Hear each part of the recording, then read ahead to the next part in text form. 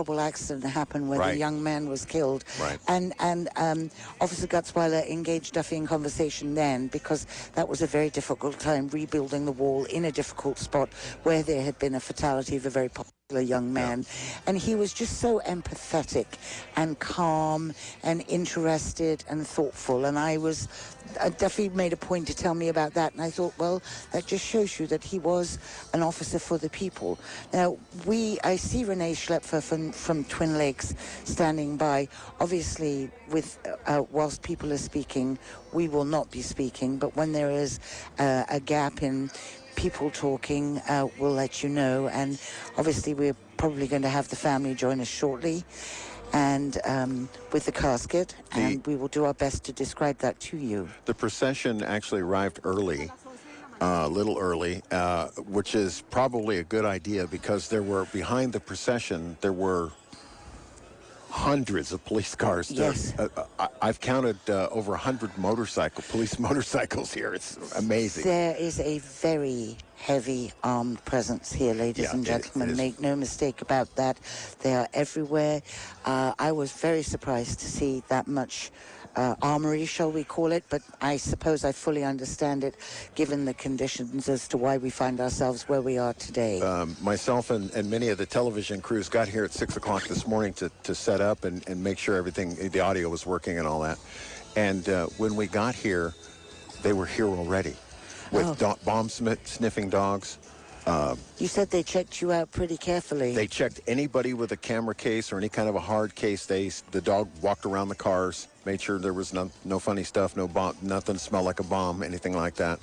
And when they set the satellite truck feeds up behind the building, once they set it up, there's now an armed guard watching the hookup. There is no going to get in the back door here. No, not at all. I was quite surprised, and I think you said to me, or at least other media members have said, that there are people in the trees as well. That's what I understand. Yeah. So well guarded. Helicopters swept the place before, and so we're just waiting for the service to start. There's a few, I think, a couple of law enforcement agencies who are still arriving, although we have quite a few already. If you can imagine, the Cabrillo College football field is completely set up with chairs, all about 4.5 feet apart. They reset them up last night. They set them up too close, and so now they've all been spread out to 4 feet. And from one side of the football field to the other, the only part of the football field that's not covered is the end zones. The rest of it has chairs, and they're pretty much all full now. Yes. Apparently, Damon moved here to Santa Cruz in 1989. He was born in 1981, and first of all, he was in Live Oak, then later Watsonville. He went to SoCal High School, and he graduated from Aptos High School in 1999. Then he attended Cabrillo and got his associate's degree, and whilst he was at college, he volunteered at the Santa Cruz County Sheriff's Office Service Center under then Sergeant Jim Hart, of course, who's now Sheriff Jim Hart. And he encouraged Damon to join the Sheriff's Office, the search and rescue team, as a volunteer, which he did for many years. And in 2006, Damon was hired by the Sheriff's Office and attended the Gavilan Police Academy. He graduated with class SB 79. And, of course, now many of you might know that Gavilan doesn't have the police academy anymore. It's been moved to, I believe, San Jose State. And so, you know, the idea that he was a local boy trained locally to become a local cop is very cool. Yes, it certainly is. He worked over his 14 years with the Sheriff's Office. He was a patrol deputy, a court security bailiff, a field training officer, a taser instructor, a SWAT operator, an unmanned aerial system pilot, a CSI detective, alcohol compliance officer, and then he was finally promoted to sergeant in 2019 when he ran a patrol shift. All of this will come out and in a lot more detail as people speak this morning at this service.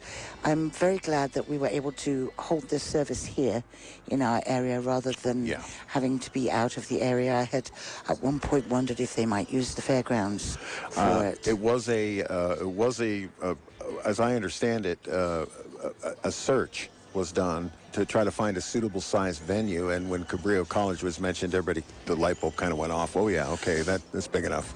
I talked with Ashley Keane. She is the spokesperson, the public information officer for the Santa Cruz County Sheriff's Office. And I said, how are you? And she didn't need to reply. I could see from the look on her face how she is. And I said, well done, this is a huge job. And she said there were a group of 40 of them that were tasked with putting this together, because you've got so many fingers when you're reaching out to law enforcement agencies throughout the state and different agencies, and then organizing something like this. They brought in a company to organize the audio-visual stuff, and it's the same company that sets up every week Twin Lakes Baptist Church. Same company, because they have weekly experience with setting up all kinds of microphones and feeds and video and church. stuff. Yes, So and Renee is going to be doing he's the pastor of Twin Lakes, and of course you have heard him do liners on our station, even from Red Hot News Talk. That's right, yes, that's Renee Schlepfer. His voice is unmistakable, and he's a much beloved member of our community, a very revered individual. He's very calm and thoughtful and very much a man of God, very deep in his conviction. And so it was a no-brainer, I would think, to have him coming and conducting this service today. I'm just amazed to see the outpouring of support for the sergeant. There is virtually every branch of law enforcement and fire represented here. Yes, I saw all the fire engines. I did actually get caught in I had to stop and wait for the procession to move. I was hoping I would actually get ahead of it, but I didn't, and I was stopped in traffic. So, obviously, by the way, Sergeant Gutzwiller loved country music, because that's what we've been listening to now for the last hour. Sort of playing it in the back. I don't know if most people can hear it in the background. I turned it down a little bit, but we're taking the feed from the house feed, which is going out to the internet and to the various video feeds. They had anticipated starting right at 10 o'clock, but things don't always go as planned. Absolutely not. No, that's right. That's why we're here. There's a lot. I'm just very glad that people stayed home on a personal basis. I'm glad for everybody that the public mostly stayed home and realizing that they have many platforms to look at this, to view, Times to have listen. changed. I was talking with Phil Gomez from KSBW Television. Times have changed. You know, this is a long way from where we were a year ago. But with the COVID virus and with all the unrest that's happened across the country, police departments are obviously very cautious now. As well they should be. That's the reason that we're here, is because there was a maniac out in our community. In our midst. Yes. You just never know, Billy, do you? No, you don't. And you know, on a personal note, I'm very glad that these guys do what they do every day for us. Yes, no kidding. We've had... I believe we're starting now. You'll hear the bagpipes. We'll be quiet, and if I can see anything that I think that you should know about, I will let you know. Oh, the pipes always get me. Everybody's standing there. And turning to face where the casket is now coming onto the field.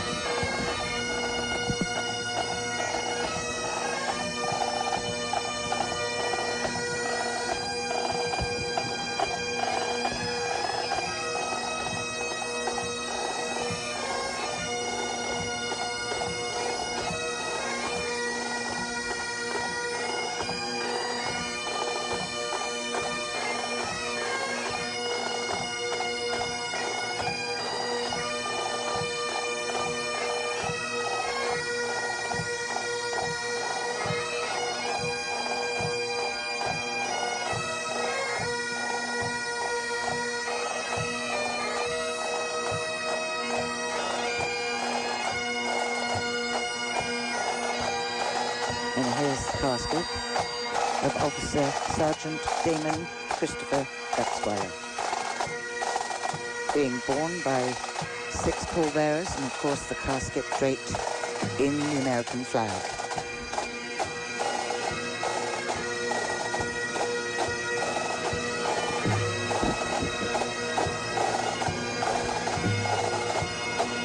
There's the officer's wife, looks like he's with Sheriff Hart,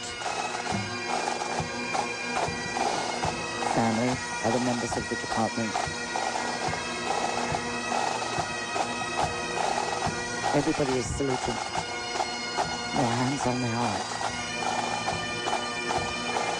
Me included.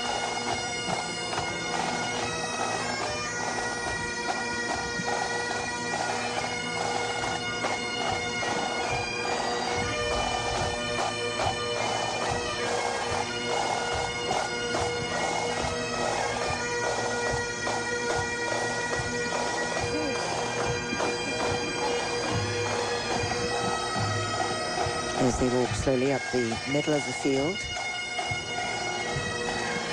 and the pipe band is moving away from the stage. The casket approaches the stage. The family are waiting. So they begin their walk up the aisle, central aisle.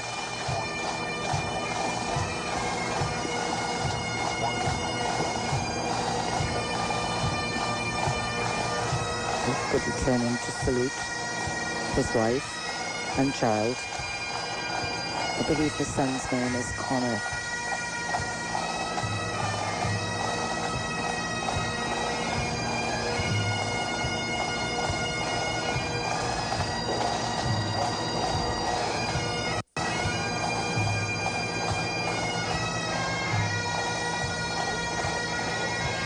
The casket has reached the front of the stage.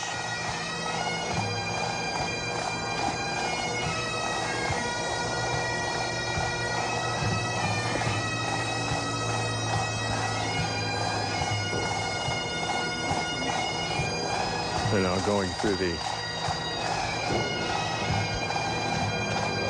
flag. They're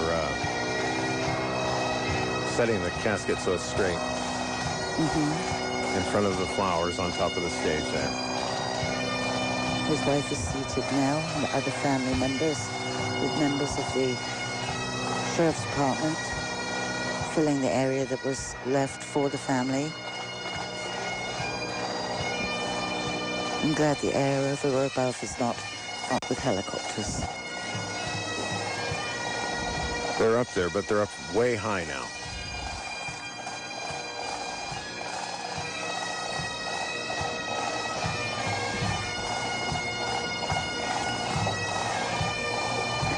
There's an officer at each end of the casket, standing guard, and the other officers returning back into the assembled crowd. It's a very moving moment.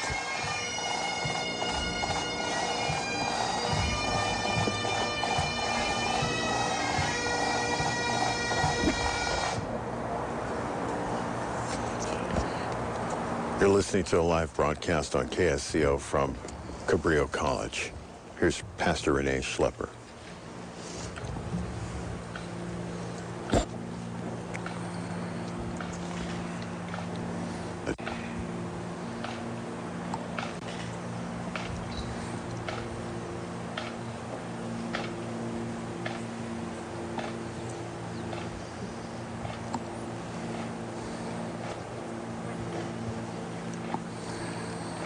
Please be seated.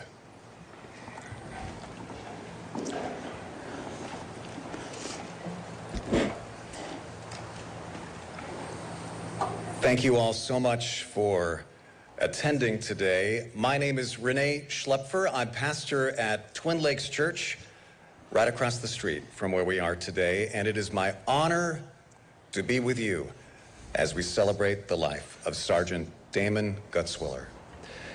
Damon Christopher Gutzwiller was born on June 29, 1981 in Santa Monica, California, to Vicki Ellen Gutzwiller. In 1989, Damon moved here to Santa Cruz County, graduated from Aptos High in 99, and then attended this place, Cabrillo College. While here, Damon volunteered at the Santa Cruz County Sheriff's Office under then Sergeant Jim Hart. And in 2006, Damon was hired by the Sheriff's Office. His career was exceptionally accomplished. But you'll hear more about that in just a few minutes. It will become clear to you, if it's not already, that he was a professionally accomplished and deeply beloved member of the Santa Cruz County Sheriff's Office family. In 2012, Damon met the love of his life, Favi. And Favi loved Damon for all the same reasons that his sheriff's family loved him, including his humor, patience, loving nature, giant heart, and ever-present smile. And you'll be hearing a lot about that today, too. In 2018, they welcomed their son, Carter, to the world. And Damon and Favi were excited to be welcoming their second child later this month. The world is undoubtedly a better place because of Damon. Today, you are going to hear from 5 of Damon's fellow officers, friends, and family members, and you'll hear 2 beautiful songs bookending those testimonies. And in between those moments, I'll be sharing more thoughts about Damon from you. Something has happened to me that rarely happens before memorials. I have been flooded with letters and emails that were sent to me in the last several days. I wish I could read them all. But the few sentences that I'll have time to read to you will give you a flavor of this beautiful life and how many people present here with us really wanted to honor him with their words. You came today to honor a great man. And I know you will be as moved and inspired as I've been hearing more about Damon. Now, in a moment, we'll hear a song from Lisa and Kid Anderson. But before that, would you join me in a word of prayer? Our Father in heaven, hallowed be your name. Your kingdom come, your will be done, on earth as it is in heaven. Give us this day our daily bread. Forgive us our debts, as we forgive our debtors. Lead us not into temptation, but deliver us from evil. Lord, we grieve today with the family of Sergeant Damon Gutzwiller. May his family sense our collective love for Damon and support and love for them, both today and in all the years to come. And Lord, we also pray for all uniformed personnel here today. We thank you for every single person associated with the Sheriff's Office, for every police officer, every firefighter, every CHP, every search and rescue officer, every dispatcher, every first responder. They put their lives on the line for us every day. And we pray that you would bless them and keep them safe and let them sense the gratitude of our community today. And finally, we pray for our community. In times like this, 3 things threaten to take over our thoughts: fear, despair, and hate. And we pray that our community is filled instead with faith, hope, and love. May your kingdom come, your will be done, here as it is in heaven. Amen.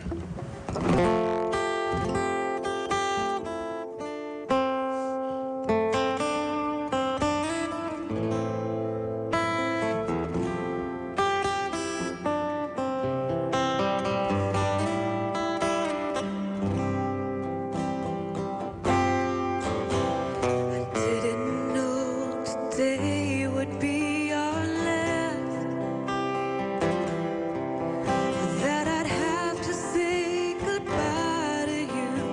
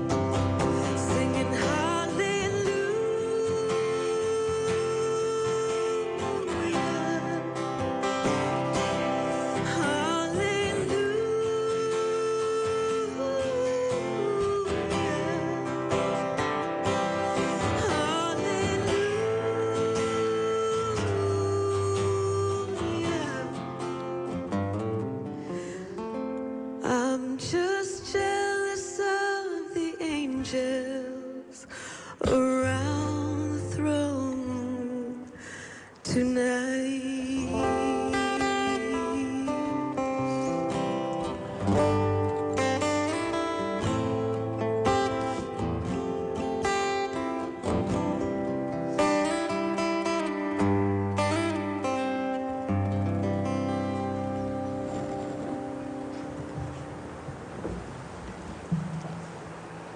And now it's my honor to introduce Santa Cruz County Sheriff Jim Hart.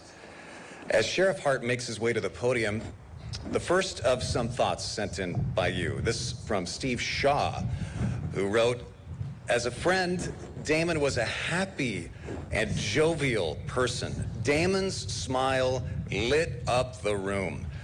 And aside from being a good friend, I know he was an even better father, partner, and son." And now Sheriff Hart.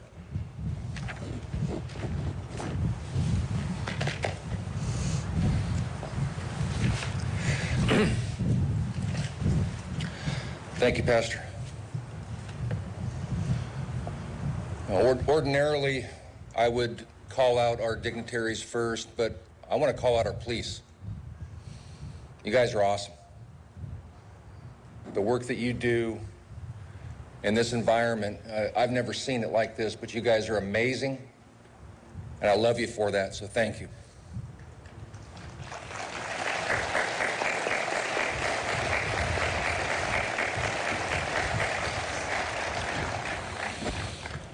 I also want to acknowledge Governor Gavin Newsom, who was here earlier, and people don't realize what he did for us, but he allowed us to have this ceremony today. And I just can't thank the governor enough.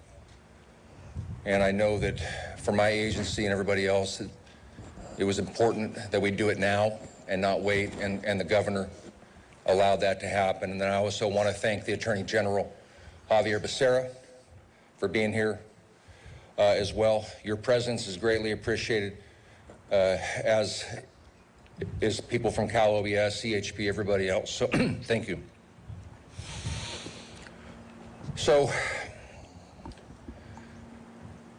we all came here today to pay tribute to Damon and Alex Spencer and Emma Ramponi and the CHP officers that responded on June 6th. It was a bad call. But those people, what our people, our CHPs, what our deputies did that day saved many, many lives.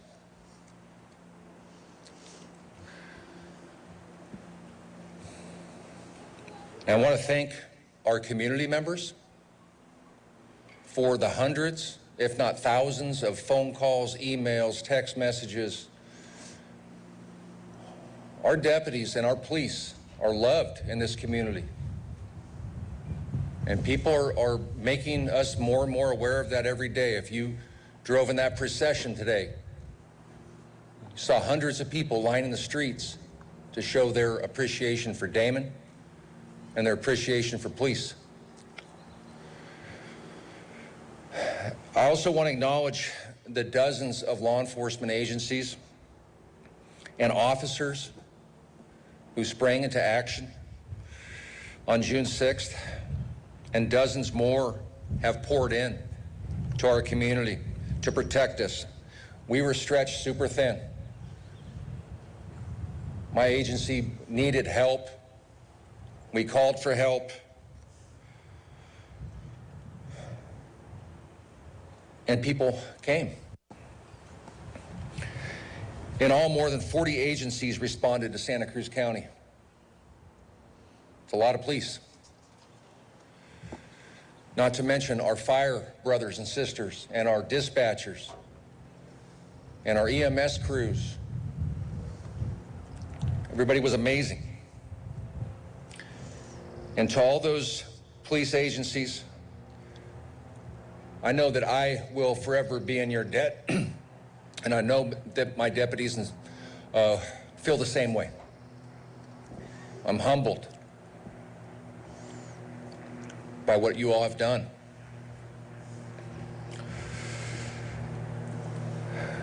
I want to especially thank the Santa Cruz Police Department and Chief Andy Mills.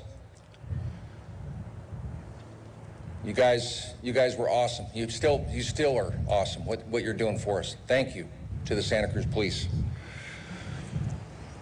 I also want to thank our surrounding sheriff's departments, Monterey, Santa Clara, San Mateo, San Benito, for giving us personnel, for giving us support when we really need it, and just being there, just being present when we needed them the most. It's been amazing. Not to mention agencies like San Jose Police, Santa Clara Police, and it goes on and on. I can't mention them all, but our local agencies, Scotts Valley, Watsonville, Capitola, Santa Cruz, CHP, State Parks, UCSC, it goes on and on. But they've all been here for us when we needed them the most, and I will never forget that.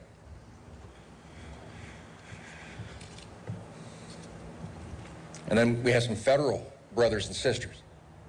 FBI showed up here with 50 people to process that crime scene for over a week. They flew in teams from Quantico to help us with this. They've been amazing, as has ATF, Cal DOJ. It's been incredible. And I appreciate all of our local agencies and our surrounding agencies for giving us time to mourn. We needed that. We need that now. We have people who don't even work here in our jails right now so that our correctional staff could be here. We have people in patrol. We have people in court security.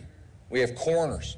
We have people all over our office that don't work here, but they're here to help us get through this. And I can't share my appreciation for them enough.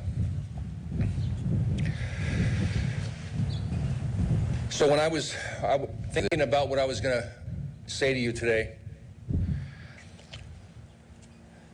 there's a Latin phrase that says, quis custodiet ipsis custodes. And what that means is who watches over the watchers? Who guards the guards? Who protects us? And today, our brothers and sisters are standing with us, protecting our community, protecting our jails, protecting our courts, and protecting us. I want to say to Favi and Carter and your little one on the way,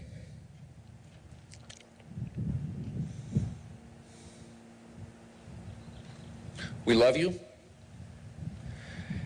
and we're here for you. Damon loved this community, and he gave too much. But every member of our department, myself included, will make sure that you feel that love right back, Favi. Not just now, not just next week, but in the years to come.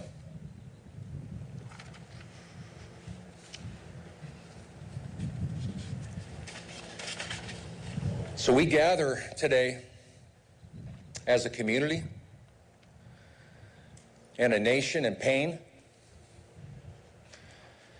Pain that's vivid and on display on every street in every city in the state and country. And there's a hole in our heart.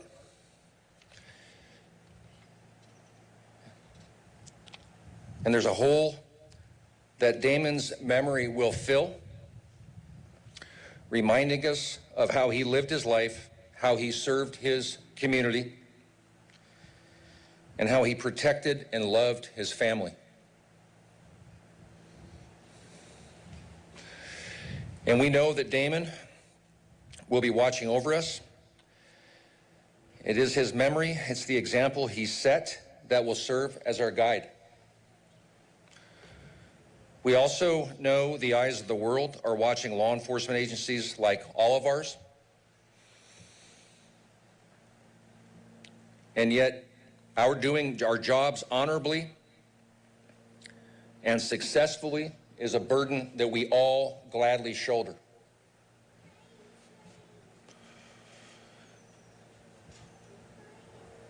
When we put on our uniforms every day, we know the risk.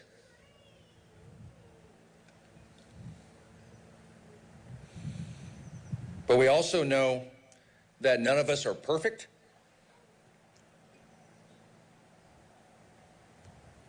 But perfection is expected of us.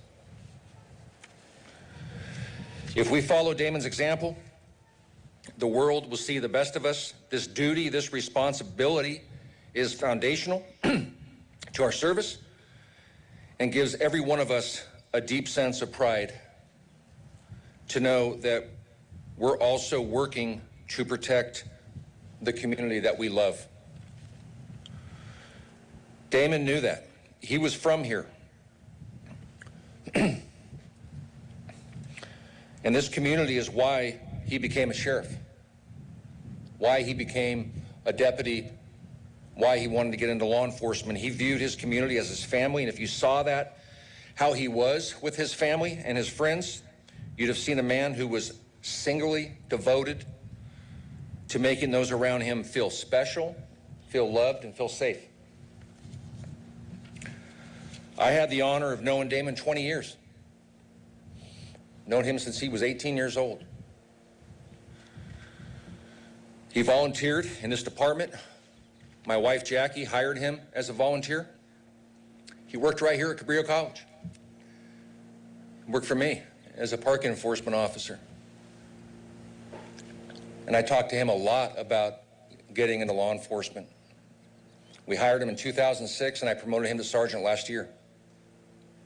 And he was a very, very good sergeant.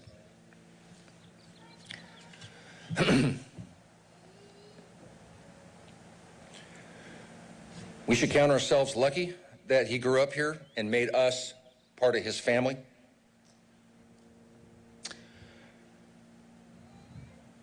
And he leaves a lasting mark on this community and on those of us that loved him.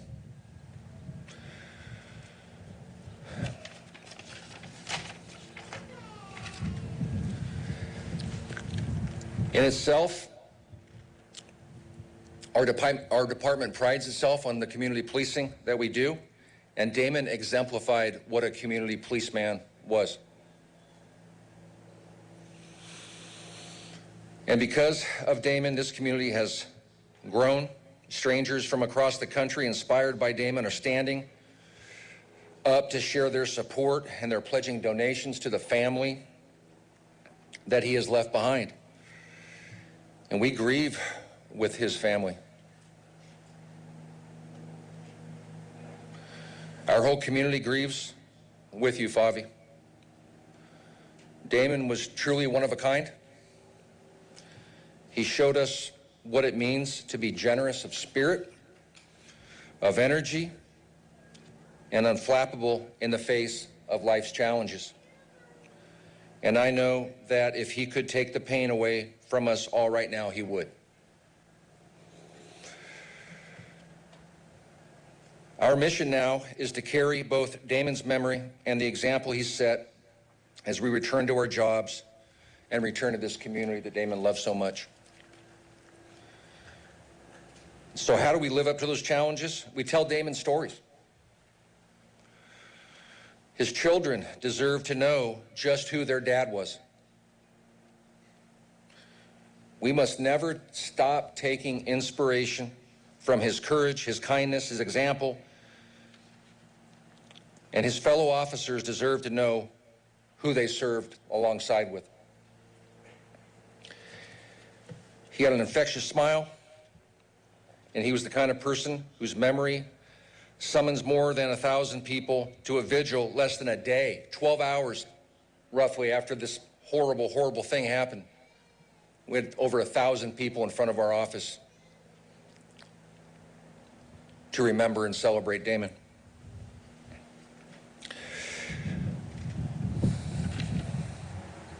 Damon's former partner, Sergeant Steve Ryan, described Damon as rock steady, patient, gentle, confident, and calm. And it isn't just Damon's former partners who describe him as the guy everyone wants next to them when things go really, really bad. Damon showed up when things became hard.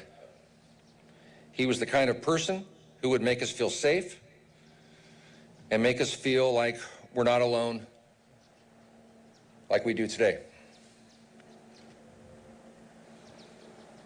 That we have to go through all of this without him is probably the biggest part of this tragedy. Damon was tough when he needed to be. He could take enforcement action as well as anyone, but policing to him meant trying to communicate his way out of a problem, always remembering that all of us are part of this community. If I could fill my department with Damon Gutzwillers, I would. And believe me, our ranks are full of Damons. And I'm proud of you guys, and I love you guys.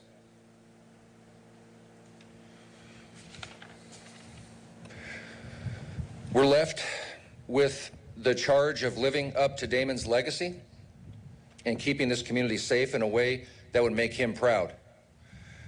Damon would also want to acknowledge that he wasn't the only one to answer that call on June 6th. Indeed, on that hillside, Deputy Alex Spencer was ambushed, seriously injured, and Deputy Emma Ramponi was seriously, was also ambushed that day.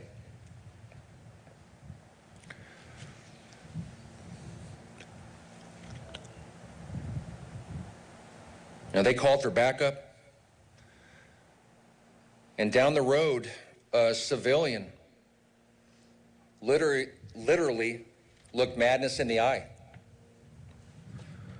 and said, without flinching, not my town. And he tackled this killer. And he swatted away a bomb, and he swatted away a rifle, and he swatted away a pistol. And so to Deputy Spencer, Deputy Ramponi, and all of our police that were up there that day,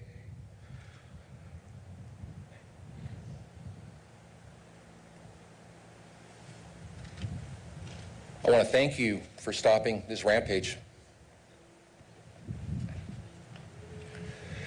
And as we speak, the people of Ben Lomond are playing host, or they were until the FBI finally cleared that crime scene a couple days ago.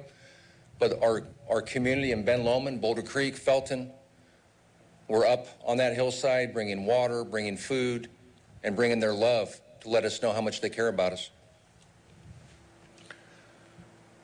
It's no wonder that Damon loved this community so much. He also loved his job and would demand that we find our way back to serving our community. It won't be easy for any of us, but maybe it helps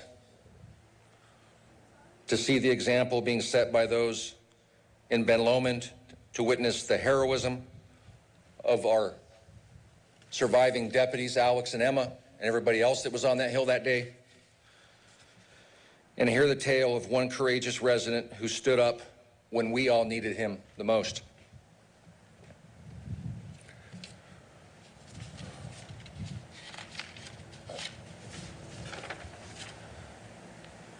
There are no magic words that I can say.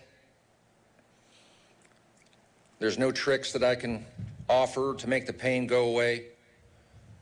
But we must remember that Damon is counting on us. And Favi, for you and the family, I want you to know how much we loved your husband. He was a good, good man. Let's make Damon proud. Thank you.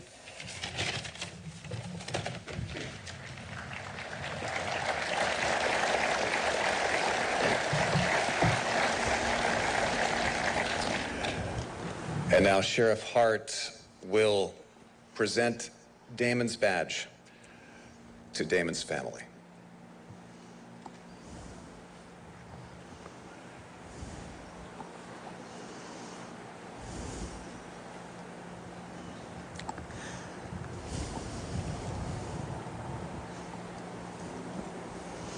Some very touching words. You can tell he loved Damon. Yeah.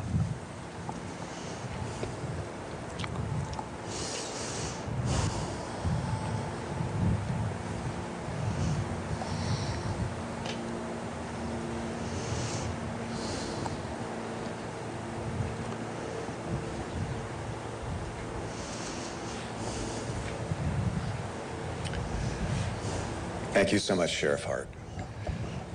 On a personal note, my son, daughter-in-law, 2 very young grandchildren live in Ben Lomond, a short distance from where the incident took place. So not just as a member of the community, but personally, we owe Damon and all the officers involved a huge debt of gratitude.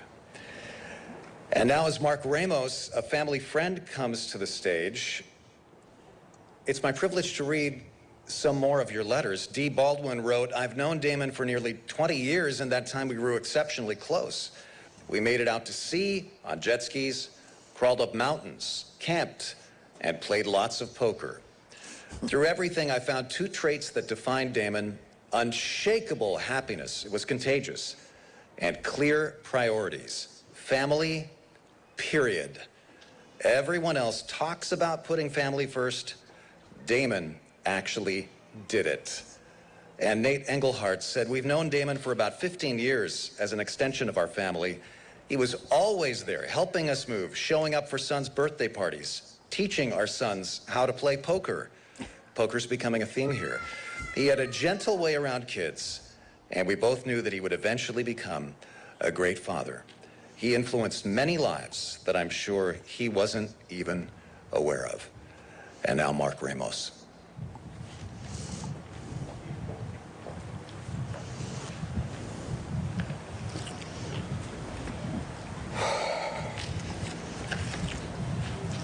Good morning. My name is Mark Ramos. Damon's one of my best buddies. Many years ago, my wife met Damon and his dog Shasta walking our dogs on the beach. Wanda could tell that he was a really good guy. She snapped a picture of him and our dogs together. When I got home from work, she showed me the picture and asked me if I've ever seen him at the beach. I said, yeah, I've seen him. I avoid him. I thought his dog looked mean and Damon might look like a punk. She laughed pretty hard at me and said his dog is really sweet and he works with your brother Paul at the Sheriff's Department. Well, I couldn't have been more wrong.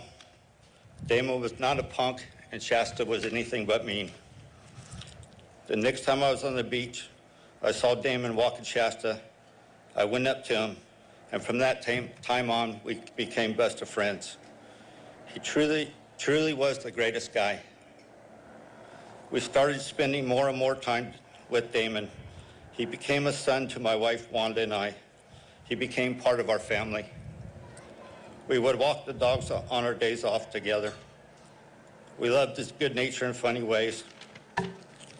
We would both talk of our jobs, me in the fire department, him in the sheriff's office.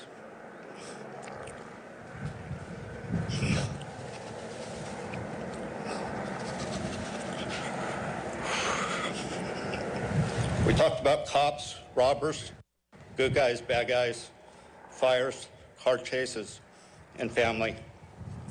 After our walks, he would come over for breakfast, or he and Shasta would stop by for dinner. Wanda would cook up something good, and after every bite, Damon, with that big smile on his face, would say, amazing. We always had plenty of his favorite ice cream and cheesecake, pumpkin, anything pumpkin. And of course, after every bite, he would say, amazing. Damon still wanted to meet the right girl and have a family. Damon would share his stories with us, including meeting Fabi. We saw his eyes brighten when he would speak of her and knew this is the one for him. One time, Damon was going on and on about all the wonderful things Fabi. My wife laughed and started singing, "Love is in the air." And Damon smiled with that big smile with his and responded back singing, "What's love got to do with it?" And then he said, "Yeah, I do love her." Favi fulfilled Damon, and we were no longer feeding him breakfast and dinners. His time was all about Favi. We still walked on the beach and talked almost every day, but Favi became his life. One day he told me that he and Favi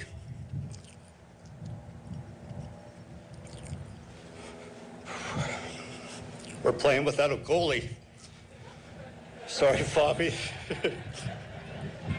And me, in a senior moment, had to ask, what are you talking about playing without a goalie? Damon was so proud.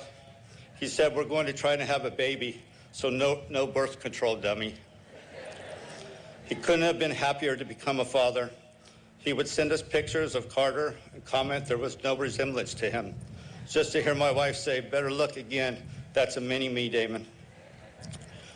Favi and Carter were the stuff that dreams are made of for Damon. And with another one on the way, he was strutting, pretty proud of himself, yet trying not to brag about his good fortune. My wife and I lost a man we loved as a son. We look forward to seeing Damon's life dreams continue to come true and grow. Damon was the greatest guy and best friend we could have. We were so lucky to be part of his life. He got me doing things I'd never done before, like playing fantasy football. I think it was mostly guys from the sheriff's office and me.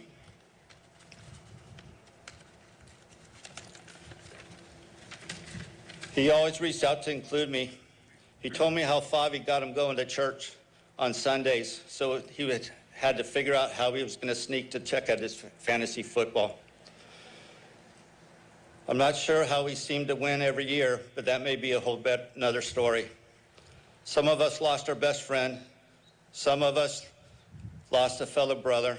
Favi lost her soulmate. Carter and baby Gutzwiller lost the man that would have wanted to be the best daddy. You're so missed by many, my friend. I miss you so much. You are a son to us, and we will honor your life by loving your family. Till we meet again. Thank you. You're listening to KSCO Santa Cruz. Thank you so much, Mark.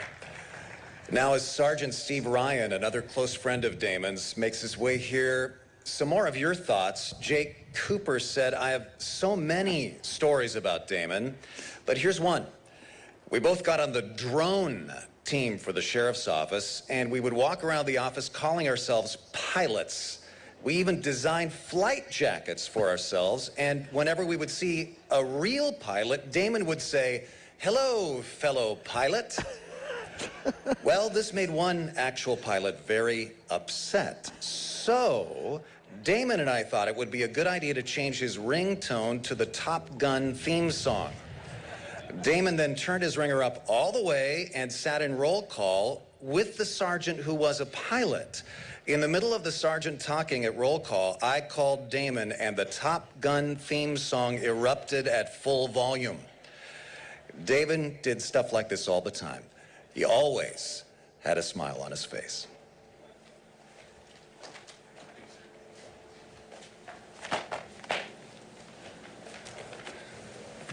Well, I don't know what I'm going to say now because you already know I'm a pilot. That was my entire speech. Good morning. My name is Steve Ryan, and I'm a sergeant with the Santa Cruz County Sheriff's Office. I apologize for the COVID-19 haircut, but I promise you, I don't get much better looking. So there's something that it was kind of customary if you walked into a room and Gutzwiller was there, or he walked into a room and you were there, you had to scream at the top of your lungs, Guts! So, I'd like to hear one big 1,000-person Guts right now if I could. So 1, 2, 3, Guts! Thank you. Damon, my brother, what a blur these last days have been. I'm a cop, and as a cop, you know we love gossip. We deal in stories. Over the last 10 days, I've been scrutinizing every minute I can remember spending with you. The minutes of every adventure, laugh, meal, smile, and hug I shared with you. And I'm a hugger. I knew you were special. As you were my first beat partner, you set the bar pretty damned high. I was such a cluster of a trainee, but you treated me like I've been doing this job forever. You were a friend immediately. I can still remember those first 3 calls 12 long years ago. I can remember you laughing as you always did as we frantically scrambled from call to call. You loved this job. You loved it to the end. We'll move us all forward. We owe you that much, my brother. Selfless. 8 letters. When I think back on the horrors of that chaotic day in June, I will choose not to remember, but instead I will remember how I knew and loved a truly selfless person, a giant among men, and a dear, dear friend. And I will shrug, and I will smile. Damon, I love you. Vaya con Dios, amigo.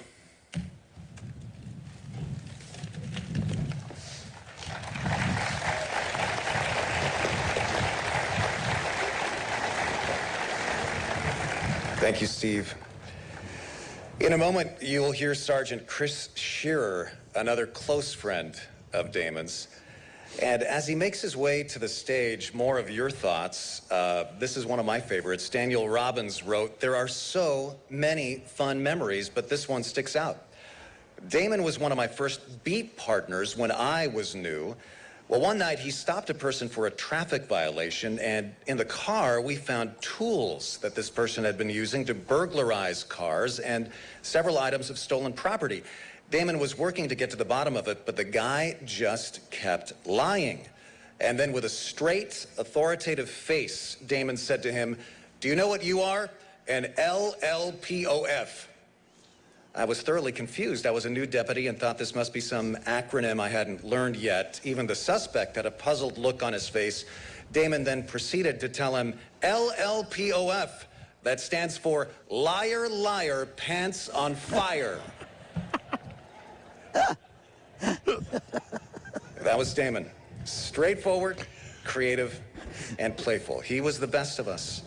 And I will always see him whenever I hear children chant, "Liar, liar, pants on fire." I miss you. That's funny.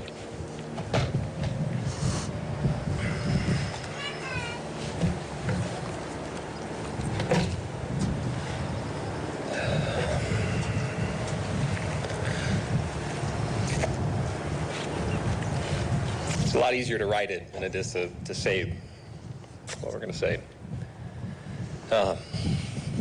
God.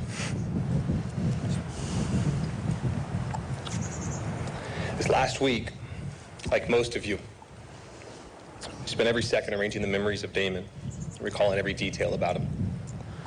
Every single detail. And the details matter. They matter more now than ever. The details of our last conversation, our last call, our last shift, and of course our last beer. I can't say anything up here that any of you don't already know or don't already feel. He was a good person, a good human, and an incredible father.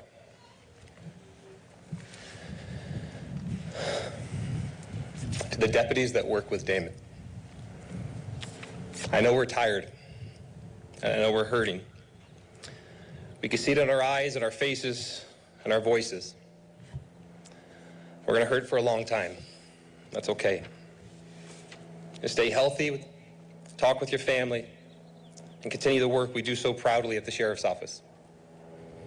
Just know that you're valued, you're appreciated, and you're loved more than you realize.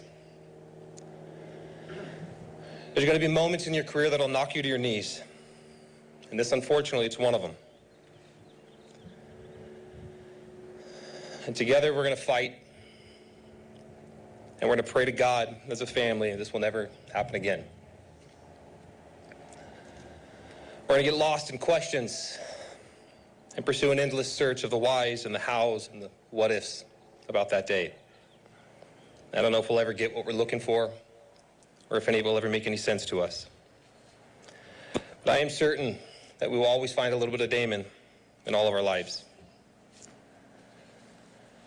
When I arrived at the Sheriff's Office that night, I was late.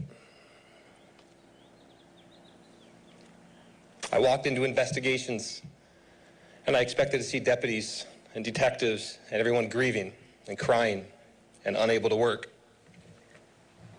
And what I saw was different. I saw briefings taking place and priorities and tasks being assigned. And I'm not sure why I was surprised, but that's us. That's who we are, and that's what we do. We sometimes feel resilient and invincible and promised. We sometimes feel resilient and invincible and become consumed with our committed and promised responsibility to our community. And while doing so, we dismiss ourselves and our health and rely on a false notion that we can grieve later and just focus on our work. Let me tell you, I'd never been more proud in my life to be a member of the Sheriff's Office the day of that incident.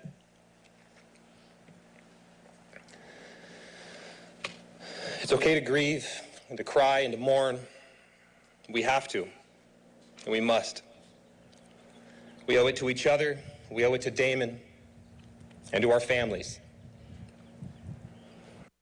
We must learn to heal and live again. I ask that we always remember Damon in all avenues of our lives and to the value, the reason he was loved so much. Be loyal, and be honest, and be Damon. This week, Steve and I spent time with Favi and her family. There were plenty of tears and laughter and storytelling and sharing stories that had never been told and hearing the same stories over and over that will never, ever get old. What I saw and heard from this amazing family will forever be kept close to my heart. They're incredible people. Favi, you told me something the first night we came to your house. I took it serious and will forever hold that promise I made you. Carter will never, ever have a doubt what an incredible person his daddy was. And that promise, it starts today. Carter, sitting behind you is a never-ending sea of tan and green. Those are your brothers, and those are your sisters. And we're never going away. There's a lot to tell you about your dad and what he meant to all of us, his friends. As you walk through this life, you'll see who he was and what he did for those he loved. His smile was honest and bright and always present. His calmness was a beacon that everyone followed. He was firm. He was honest. And he loved Santa Cruz. He loved the mountains and dreamt of a cabin in the Sierras. And he never once turned down an adventure. And Carter, he was never scared of having an honest conversation with anyone, no matter how bad it hurt. That was my last conversation with him. He knew that good would come out of the truth as long as it was said with purpose. Your dad, he never buckled or surrendered to anything that would question his integrity. He loved being a cop. He loved being your dad. We know because we heard about you every single day. When you were born, your picture was shared in our hallways, the locker room, roll call, and all of his friends, and even perfect strangers.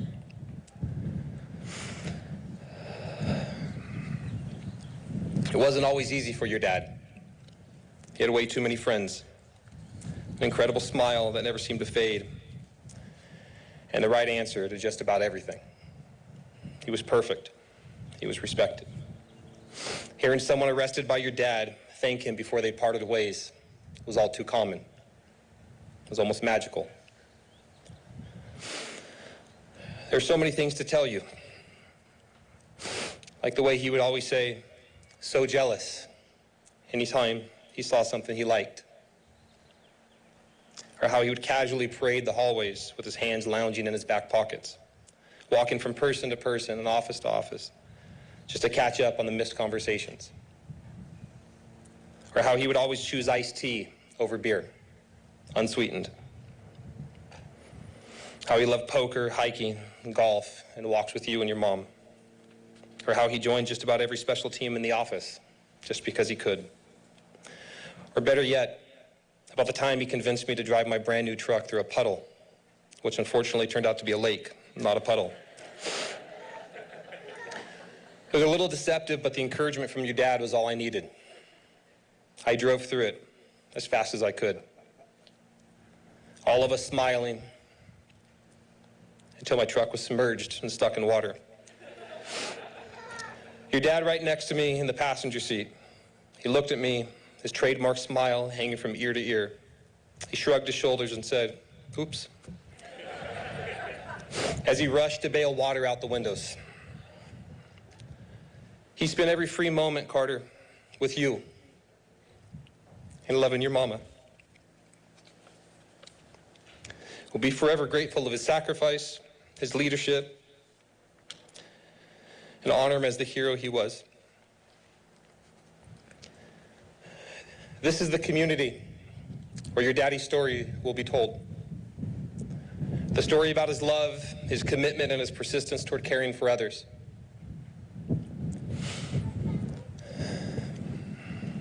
The cry of our community will forever tell his story. And because of that, your daddy's legacy will live forever. Carter, be loyal, be honest, and be Damon. Your daddy's a hero, and we love you. Thank you.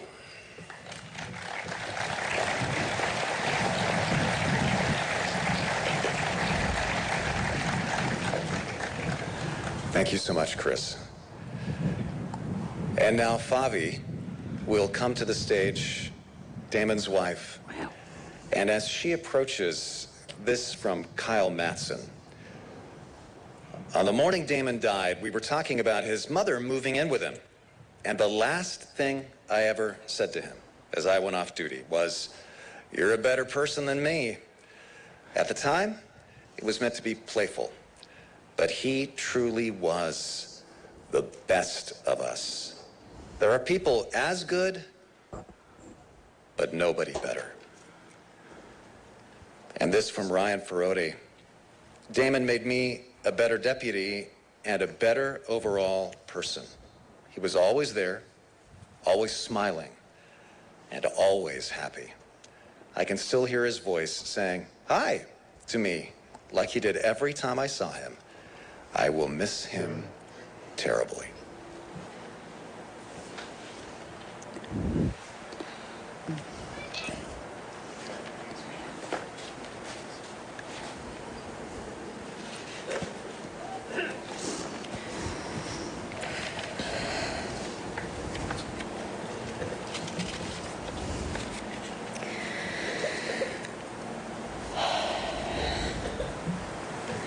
Have you ever tried describing something incredibly beautiful to someone who has never seen it?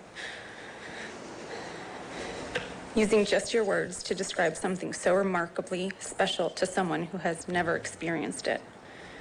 For example, have you tried describing how beautiful all of Lake Tahoe is to someone who has never been there?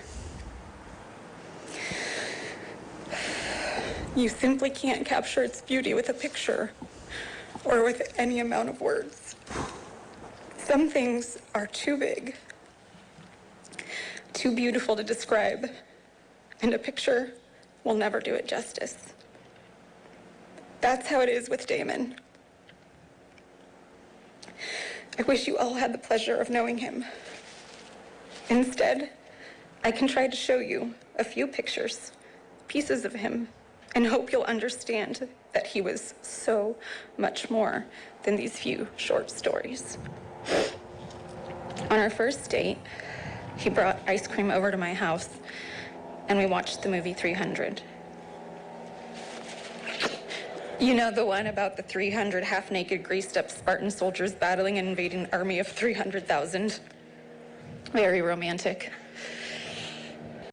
On that first night, Damon was very respectful, or maybe just scared. He sat on the opposite side of the couch, at least 3 feet away from me, the whole night.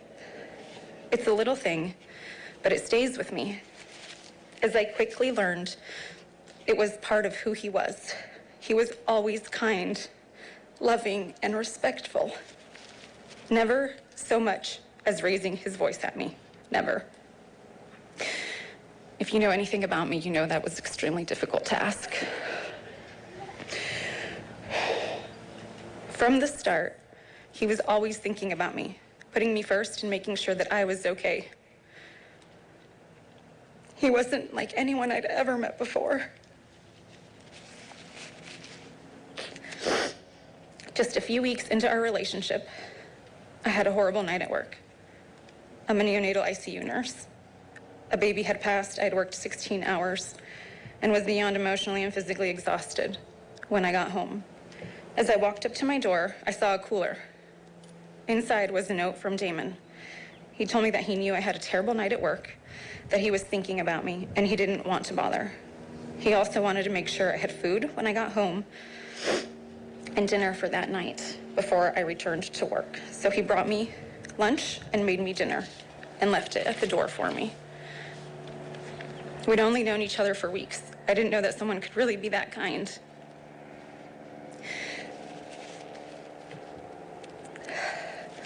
The more I learned about him, the more I witnessed what a truly compassionate and caring man he was. He was an only child raised by his mom, Vicky. Vicky did a great job of raising this man. He was who he was because of her. And just like she took care of him when he was little, he took care of her as she got older. As her health has declined, he was by her side at every doctor's appointment, driving her from San Francisco to Los Angeles. Lately, she needed more care, and he invited her to come live with us, Damon taking on most of her needs and care. I knew from the beginning of our relationship he wanted to have children. When we met, we were both in our early 30s. And early on, I told him, I don't think I want to have kids. I think I should tell you that because I don't want to waste your time. He said that he didn't know what the future would hold, and he'd like to get to know me better. As I grew to know and love him, I wanted to have children with him. I wanted to have children because he would be their father. I would want that for any child. I wanted it for me and for the children we would have together.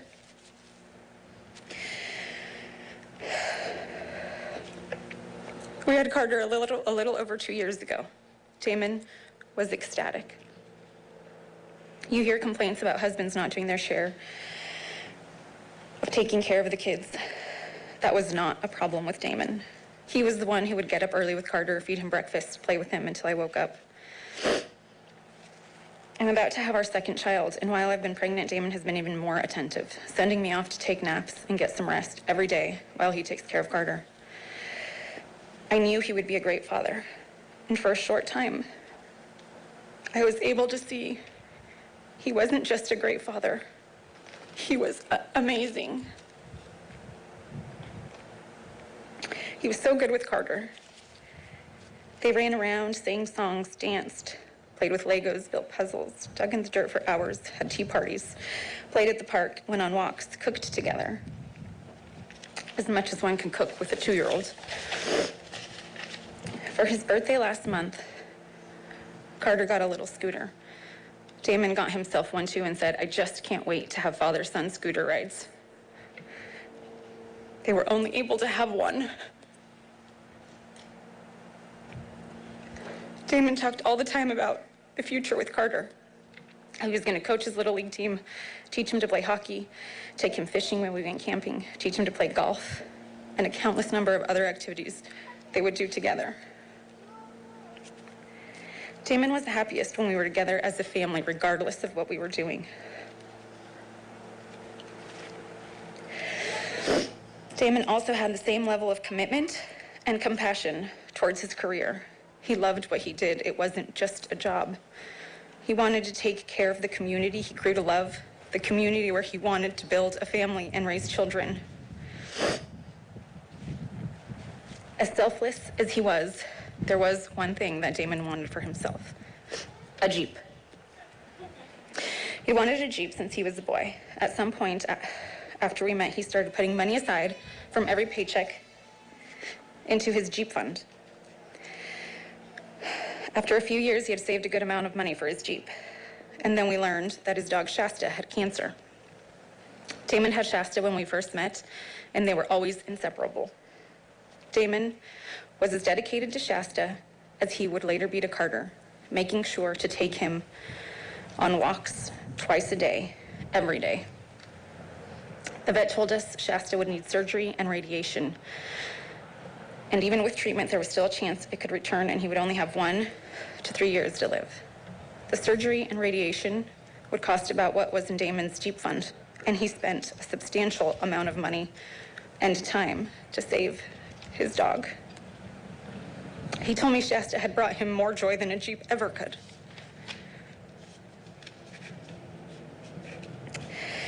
There's a tradition in Wales that goes back hundreds of years of carving a love spoon from a single block of wood. A young man would carve a love spoon and give it to a girl to express what was in his heart. If she accepted it, it meant she felt the same way. The spoon would have symbols carved into it, each with a different meaning. I didn't know any of this until Damon made me a love spoon for Valentine's Day. Damon wrote me a note explaining the meaning of the symbols he had carved. Here's some of what he wrote. An anchor, settled love, eternal devotion and security. Heart, true love. The carver's heart belongs to his love, his loved one. Keyhole. Security. I shall look after you and protect you. Spade, a promise to work and provide for you. This is the man that I am missing, who Carter is missing, and who our new baby will never meet. This is the man our whole community is missing. Or rather, these are just a few stories of who he was. I hope you can imagine what the whole man was like, what life with him was like. I was there. I saw it. I lived it. It was wonderful.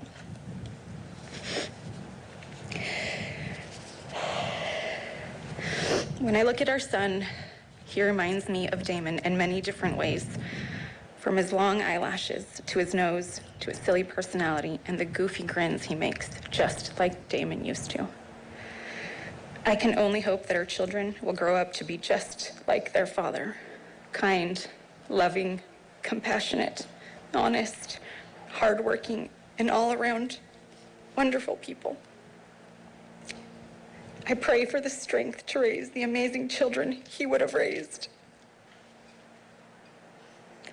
I want to say thank you from my heart to all of the people who have helped me, our child and the child about to arrive. Thank you to my family, who loved Damon so much and made sure he knew he was a loved member of our family. Thank you to my friends who have been with me at so many of the best times of my life and who are with me now at the worst, as true friends are. Thank you to our community, the community that Damon loved so much and died defending. Your outpouring of support and love has been overwhelming. Thank you to the people across the country, people I may never meet, who have offered their support and love. And thank you to the Santa Cruz County Sheriff's Office for everything they have done and are doing. Receiving so much love. I do feel like Damon is here with me today. I think he's here now, and I hope he always will be. I know that I will carry him with me in my heart and through our children forever. Thank you again.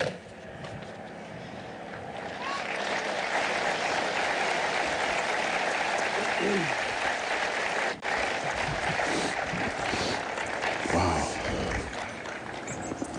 Bobby, we pledge to you our love and our support.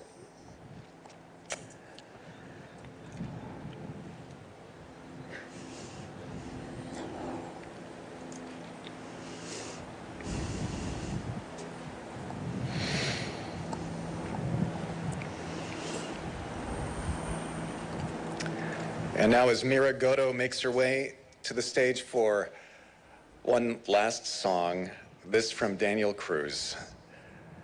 Damon, your contagious laugh and smile will always live in the heart of everyone who knew you. Thank you for being an exemplary deputy, but above all, my friend.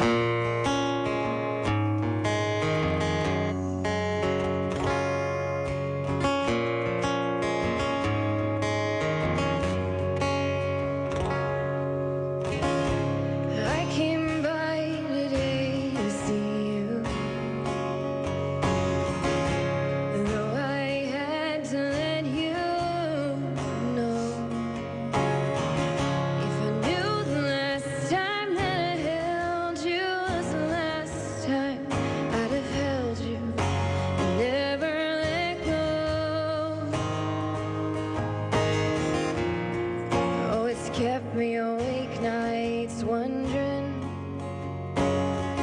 lie in the dark, just asking why. I've always been told you won't be called home until it's your time. I guess heaven was needing a hero, somebody just like you, brave enough to stand up for what you believe and follow it through. When I try to make it make sense in my mind, the only conclusion I come to is that heaven was needing a hero like you.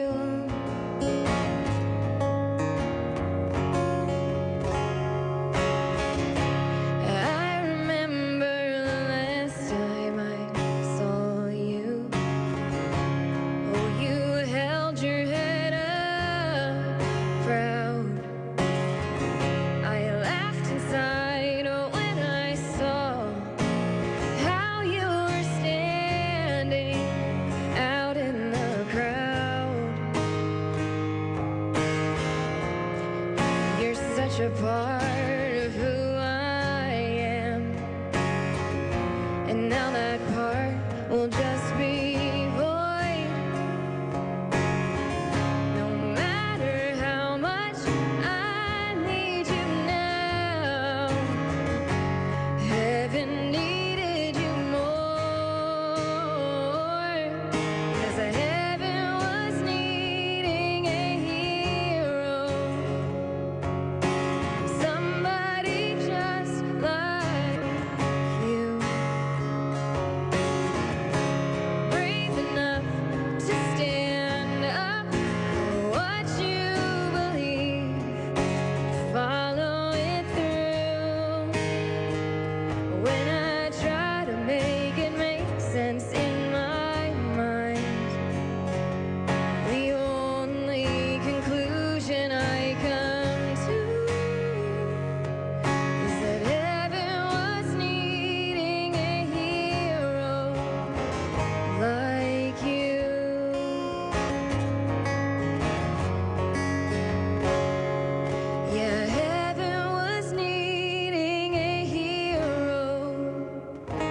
That's you.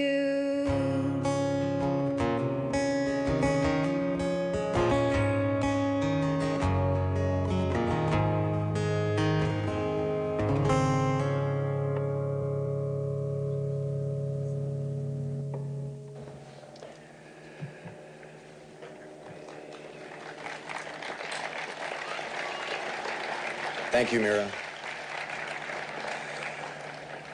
Well, if I could ask for just 5 more minutes of your attention, I'd like to share one more memory of Damon sent in by Daniel Freitas, and then some brief closing remarks.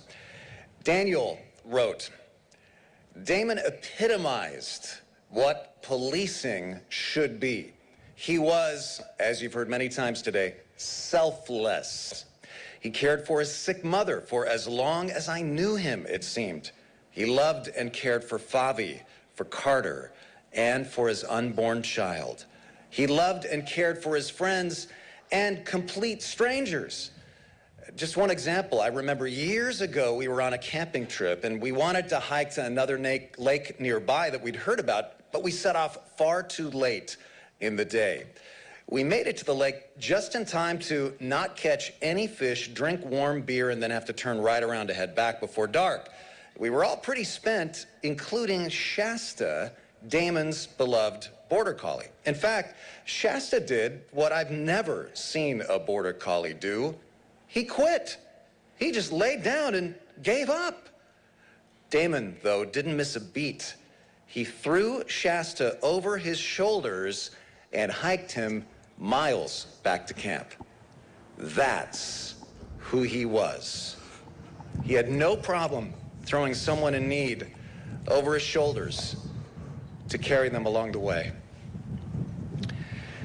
Daniel continues, you know, I believe on June 6th, Damon saved countless other lives in the long run. And you've heard Sheriff Hart and others say the same thing. And Daniel writes, and I truly believe if we had asked Damon if he would trade his life to save those countless other lives, he would have given us that famous smile, thrown that burden over his shoulders, and marched it down the hill with no complaint. We're at a gathering today of people of many faiths or no faith, but as a Christian minister, of course, I know my own faith's resources the best, so I will share how to grapple with these moments from that perspective. Because Daniel's words reminded me of something Jesus said, one of the most famous things he said. Greater love has no man than this, that a man laid down his life for his friends. That's from John 15:13. Just think of that sentence for a minute. Jesus is saying human greatness ascends no higher than when a person gives his life for somebody else. Now that's saying a lot. People have done great things, gone into space, built skyscrapers and cathedrals, made music, written poetry. But Jesus said, the greatest thing a human can do, surpassing all of that, is to give up his life for those he loves. And the man we have honored today has done this. In fact, every day when he got up, Damon offered his life in service, like many of you. Why did he do it? Well, I think you heard why today. A loving nature, a giant heart, loyalty, dedication to his calling. Now, if you believe, as I believe, as Sheriff Hart believes, that the world needs more people like that, let's all be like Damon. You know, what do you do with your grief and your anger after this memorial? Where do you channel that emotion? Well, with everything you've heard today, what would Damon want you to do? If you can take the pain and the anguish, the sorrow of your loss, take that energy and think about perhaps just one quality you admired about Damon or heard about Damon today, and determine to put that energy into developing that one character quality in your own life for the rest of your life. That is the best way that you and I can honor Damon. The way he was kind, the way he prioritized family, the way he was selfless. We can never overcome evil with evil, only with good. So seek to multiply the good in Damon's life into your own. And that leads me to a very personal request to everyone here who knew Damon. I told Favi last week about my own story, not to liken it to her pain in any way except in one parallel. When I was just a toddler and my sister was a baby, our father also died in his 30s. Yet to this day, my little sister and I look back and say, we had a great childhood. In fact, the word we use is we had a blessed childhood. And we love our dad so much, though neither of us really knew him. My memories of him are shadows, and my sister, of course, has no memory of him at all. But we love him. Why? Here's why. Over the years of our life, to this day, from time to time, one of our families, our father's friends or another, would realize who we are, and we would hear this. You're Fred Schlepfer's kids? Then they'd say, we got to sit you down and tell you some stories about your dad. And they told us he was the best of all of us. He was so kind, he was so funny. And my sister and I grew up wanting to be like our dad, like your prayer, Favi. And so I give you this charge. If you knew Damon, you see, you must be the repository of memories of Damon for his children. Please seek them out over the years. Tell them what he was like. Tell them these stories we've shared today. Tell them how much you loved him. You may hesitate in fear it will hurt them. This will not hurt them. This will help them more than you know. As you tell them in so many words, greater love is no one than this, that he laid down his life for his friends. Speaking very personally, now those words can transform you when you think of who said it and what he was saying. Because the day after Jesus said those words, of course, famously, he himself was put on a cross unfairly and died. But it was out of love, he said, for the world. In other words, those words mean you are loved. Those words mean there's hope. And that's why the cross, for me, is incredibly powerful and empowering and compelling as a symbol. But again, in my own faith tradition and in Favi's, we see not only a cross, but an empty tomb. And that points to the hope that one day something so amazing will come to pass that, as the very last book of the Bible says, God will wipe away every tear, and death shall be no more, and there will be no more grieving or crying or pain. That's the day I long for, and you see, that's the day I live to bring people a preview of on earth through my life. And in doing so, I hope I look a little bit like Damon, with a cheerful spirit, a giant heart, and a loving attitude, and total dedication to my own calling. May we all go forward with the same determination from this moment, and may the grace of God be with you all. Amen.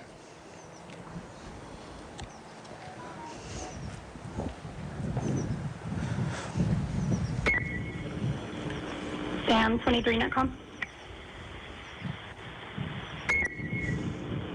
Sam 23 Netcom.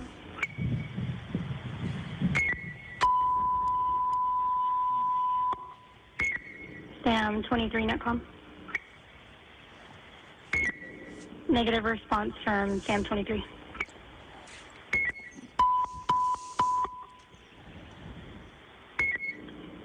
Sergeant Damon Gutzwiller served Santa Cruz County for 14 years. He laid down his life for the community. His smile would light up any room. His positivity would offer comfort in the darkest of times.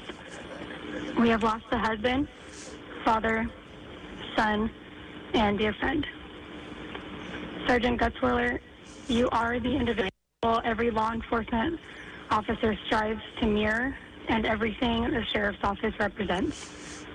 Your dedication and love you had for your community was only exceeded by the love you had for your family, your son, unborn child, and the love of your life, Bobby. You will be forever remembered and forever missed. The world is a better place because of you. Attention all units. NetCom shows Sam 23 off duty for the final time. Sergeant Damon Gutzwiller, Santa Cruz County Sheriff's Office, and to watch, Saturday, June 6, 2020. May you rest in peace. We'll have the watch from here. NetCom clear.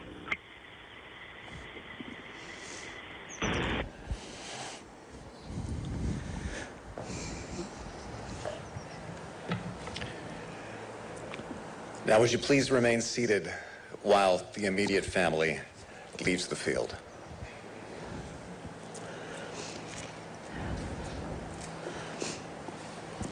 Sheriff Hart is getting up from his seat and walking across the aisle to Flavie, Damon's wife. And as he brought her into this memorial, I believe so he will take her out of the memorial. They're just walking across in front of the stage.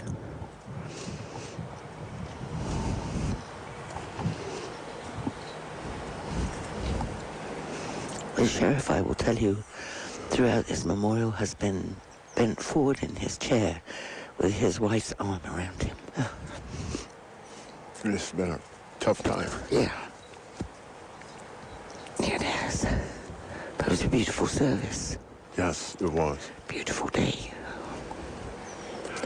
Just a reminder, you're listening to KSCO in Santa Cruz. This is a live broadcast of the memorial for one of, if you've been listening at all, wow, maybe one of the finest people that ever put on a law enforcement uniform. Really? I mean, yeah, that's just remarkable. I know that people say that obviously at the memorial, wonderful things are said, but that was really remarkable. Really remarkable stuff. An amazing loss that we suffered. And they were so right, because who knows what that man could have gone on to do right in our little mountain town there, what damage he could have inflicted if our hero hadn't disarmed him, got rid of the bomb, got rid of the AR-15, and got rid And of the at this pistol. point, would all uniformed Santa Cruz Sheriff's Office personnel please proceed out of Gate C to form the Wall of Honor? And that is what they're doing. They're all standing up, all of our officers, bless them. And I presume by that they mean that they will take the casket past the officers, Billy, yes? Yes, they will. And I should note that throughout the service, there have been two sentinels next to the casket, and they have rotated in and out. Yes, They now have two of the original sentinels back, and then if you notice on one side of the stage, the four remaining pallbearers will then move the casket.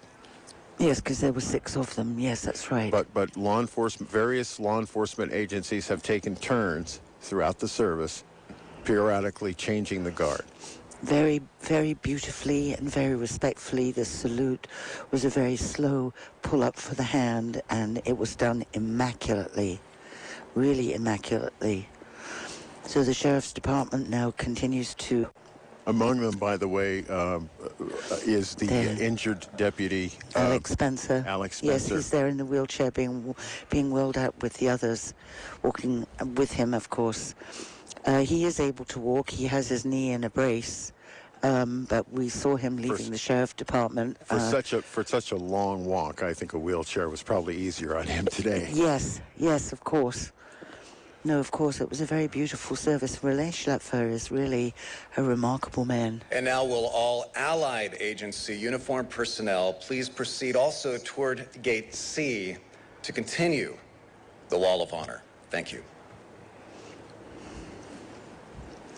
Which is most everybody in front of us. I don't know how to guesstimate, Billy, how many people are here. There were 25 seats on the field set up. 2,500. 2,500 seats. There's very few that aren't filled. All but about 100 of them were filled. Yeah. We also had, I would say, probably 1,000 or 1,500 people in the seats in front of us here. Yeah, there are quite a few, actually, more than I thought, because a lot of people chose to sit in the shade because it's such a sunny day. But we still have a very strong law enforcement presence all around us in different areas. We've got CAL FIRE here. I saw the Boulder Creek fire engines were here. We have search and rescue here. They're all represented. And you know what, as they stand now, Billy, and they're facing the sunlight, all of these officers have a black ribbon over their badge. Yes. But if you look at that now, those badges are glinting. Look at that in the sunlight as they're all walking towards the sunlight. Those badges are glinting with the sun shining off them. Well, they're polished to a fine art for today. Yes, they certainly are. We are coming up on, we've got 7 minutes until the top of the hour. Do we have instructions for the station? Shall we continue to have Charlie wait through the end of the service, or? Yes, why not? Sure. We All can. right. If we can have the news and Charlie wait until the sergeant leaves the memorial. that would be appropriate. Boy. This was scheduled for about an hour, maybe an hour and a half, but there were a lot of kind words said by a man who's much loved, and so about a man who was much loved. So we are. The service has run a little long. Well, and it also got started a little late as well. It's been a remarkable morning here, ladies and gentlemen. You know, as a broadcaster, you get to do things that are sometimes very difficult, and these are very difficult, but I'm just so glad that we could be here and bring this to you, because these things are important to us. And the line of officers is remarkable. Probably 5 or 6 thick on either side. And it's getting thicker on either side, and what will happen is they will take Sergeant Gutzwiller out through his colleagues. And I no doubt they will all salute as well. Yeah, it's really a remarkable sight, ladies and gentlemen. And for those of you that have been listening on the radio today, we certainly do appreciate it. And I'm sure that some of you will want to go and catch the visuals that are here with this event, this memorial that showcase the life of an extraordinary public servant. Extraordinary public servant, indeed. Boy, in some places here, these officers are 7 and 8 deep, Billy. Yes. And again, I'm still seeing these glinting badges, which I find very moving. I find it very touching. It's such a beautiful, clear day here. It was a huge feat of organization. Yes. Put on by the Sheriff's Department and a whole lot of other people who helped. Yes, as I said earlier, Ashley Keane, the Public Information Officer for the Sheriff's Department, said there was a team of 40 people that worked to make this happen.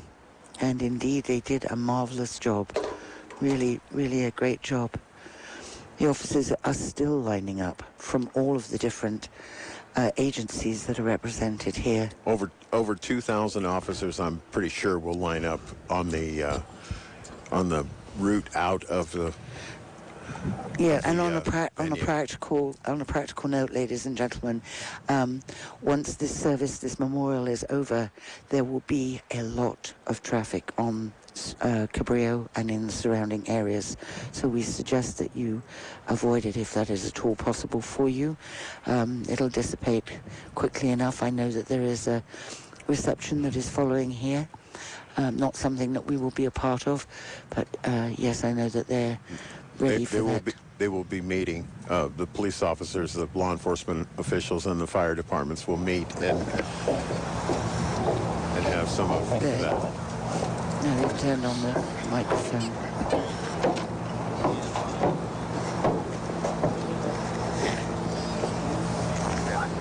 Zach off. I think it's supposed to be coming that way. Yeah, 6 or 7 deep at least, I would say. At least. The cars, You were talking about traffic leaving here. yes. I would just venture to say that everybody will follow the traffic rules. Yes, I think you're right. With 3,500 law enforcement officers here. So the casket remains in front of the stage with the flowers and the photograph of Damon and the 6 officers that originally... Two still guarding. At this point, everyone else in attendance who is interested in viewing the conclusion of the ceremony can proceed toward the back and then around here to exit B, to my left, to your right. The Wall of Honor starts here and then continues outside the stadium. And there will be a flyover and some more ceremony outside that you may want to witness. And if you'd like to do that, you're welcome to exit toward your right. Thank you. And thank you so much again for your attendance. This is KSCO Santa Cruz.